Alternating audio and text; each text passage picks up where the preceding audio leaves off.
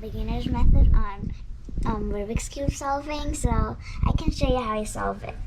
So the first step is Daisy, and I'll just do it. I'll just solve the cube no matter what. I'm not going to teach you guys yet.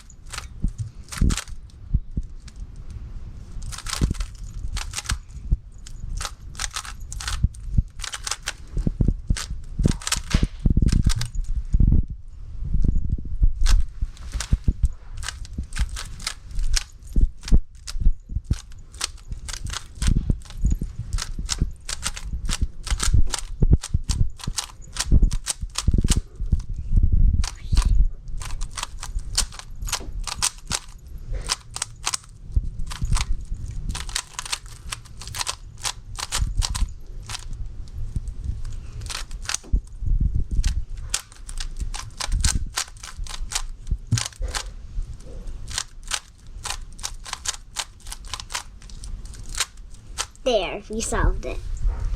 So, soon we're going to teach you how to solve a Rubik's Cube with the beginner's method.